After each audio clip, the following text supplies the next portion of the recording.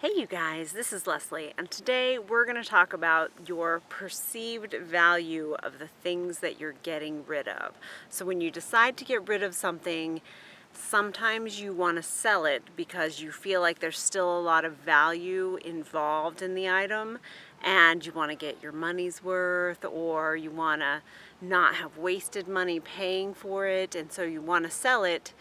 And we have to get our mind in the right place on how much we're selling these used items for, because sometimes your perceived value of the item does not correspond with everyone else's perceived value on the item. 2 years ago, my family downsized by 90%, and we needed the money from our stuff as part of our downsizing. So we sold a lot of stuff.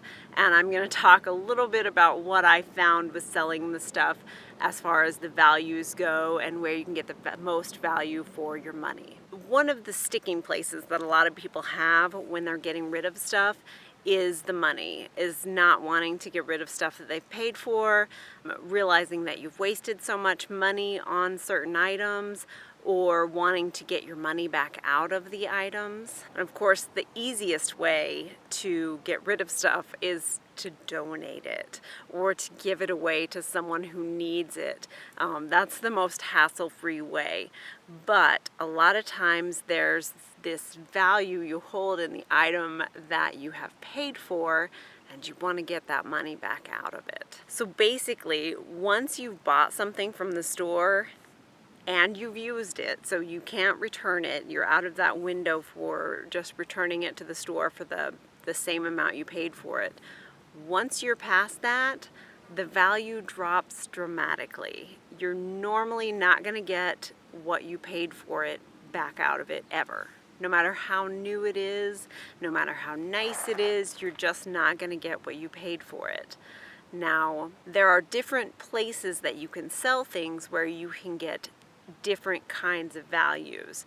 So you can take it to a consignment shop and then they dictate how much you're going to get for something.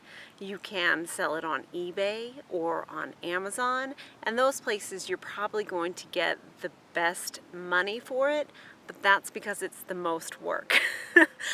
When I thought about selling something on eBay or Amazon, I thought about it a couple of times and it literally made me feel kind of sick to my stomach. So that was not something that was going to work for me. I needed something that was really fast and easy.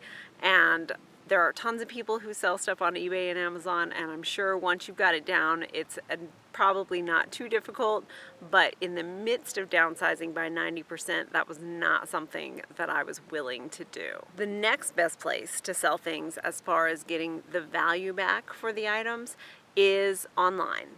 Now, you can sell through Craigslist, you can sell through Facebook swap groups. There's different things like OfferUp, there's different apps.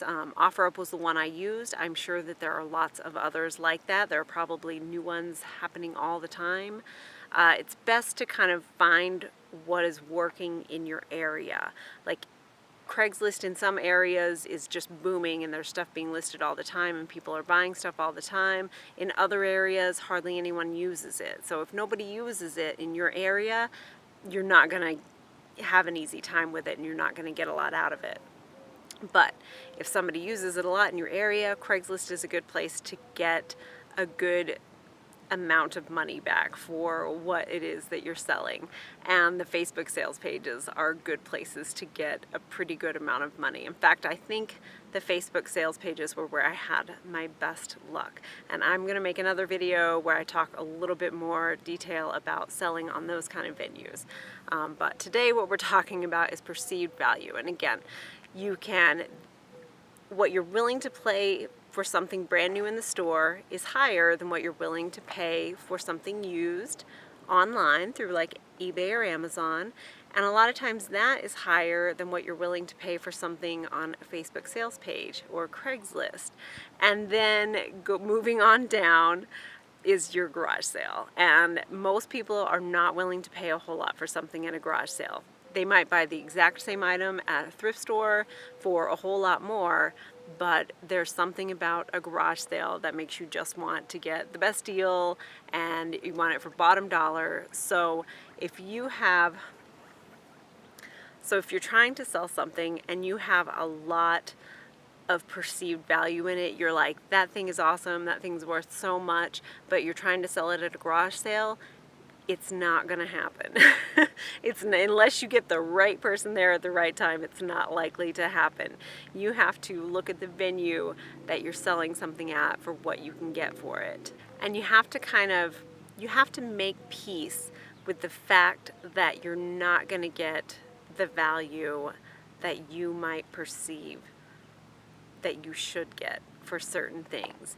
You have to make peace with the fact that you're never going to get the full retail price for it. That's just not going to happen. So when you're getting rid of things, and I think it feels a little bigger when you're getting rid of lots of things and everything, because you're thinking, here goes everything I've ever owned for like next to nothing.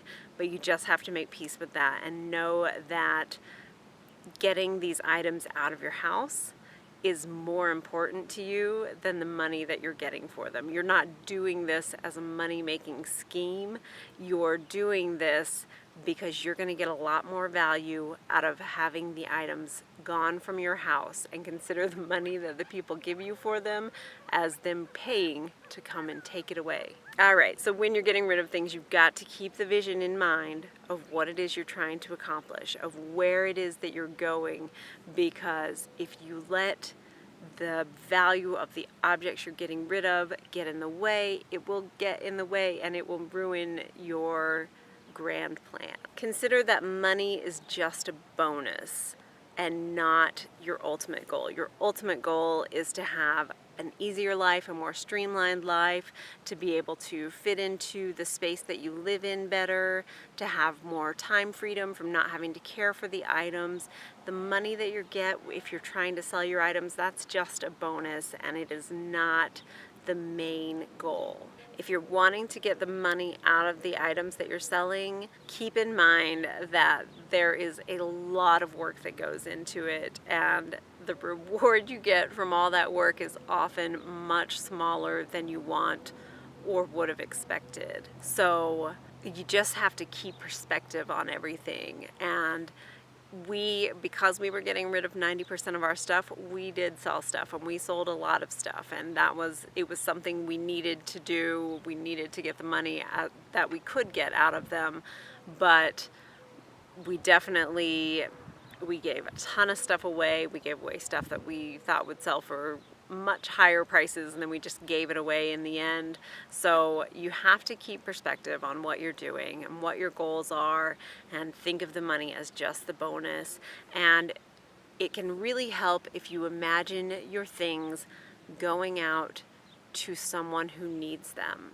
And maybe the person that's buying it from you needs it way more than you do, and they don't have the money, and this is just this huge blessing to them to receive this item that they needed at a time that they needed it and for the price that they were able to afford. If you think of it in that way, it can make you feel a little bit better about letting items go for a little bit less.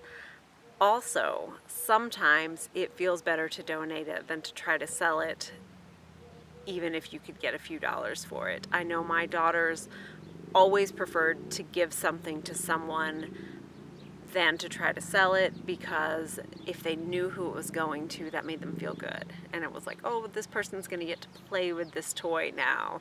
And I had some things that I gave away, and it was a joy to give them away. So that's another option for you. But when you are getting rid of that stuff, you've just really got to keep that perceived value in mind, and that your perception is going to be different than everybody else's perception.